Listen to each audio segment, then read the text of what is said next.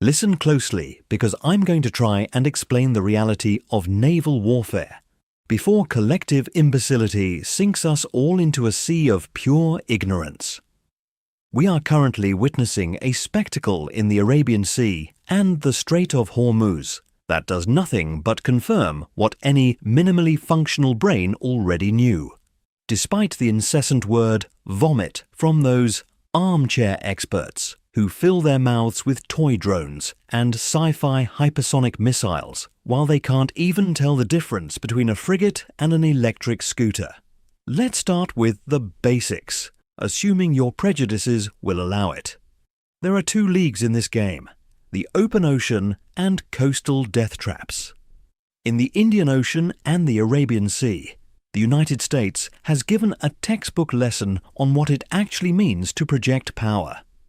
While the self-proclaimed geniuses of geopolitics insist that the aircraft carrier is a colonial relic meant for parades, the cold reality, the one that stings so much, is that without a carrier, you don't have a navy. You have a decorative collection of boats for harbour festivals. It is the only system that allows you to have embarked aviation to protect your assets.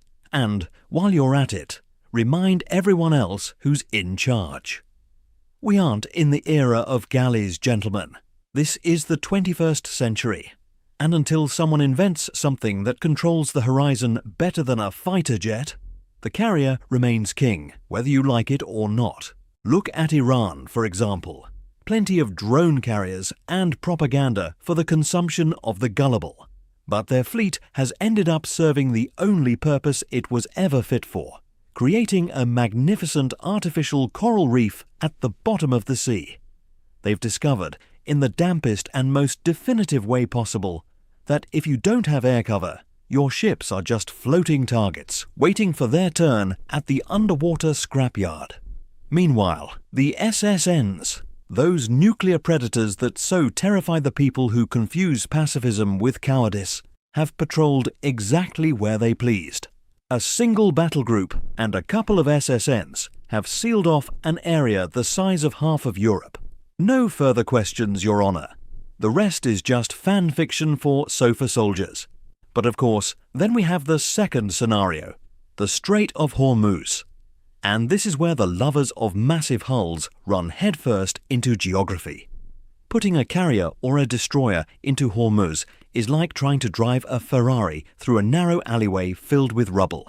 It's a maneuver of almost poetic stupidity. In those waters, long-range systems are about as useful as an ashtray on a motorcycle. What rules there is the quick sting, missile boats and attack helicopters. Why? Because an Apache or a Tiger moves at 250 kilometers per hour while laughing at the fastest boat money can buy. The helicopter appears, empties the magazine, and vanishes before the boat's captain can even finish a prayer. That is the naval guerrilla warfare that some people here, in this land of bureaucrats and carpet-walking officers, refuse to understand. They prefer to spend fortunes on 6,000-ton behemoths that are useless near the coast instead of equipping themselves with units like the Norwegian Skjold class, fast with a minimal radar signature and a punching power that would make more than one desk-bound admiral turn pale.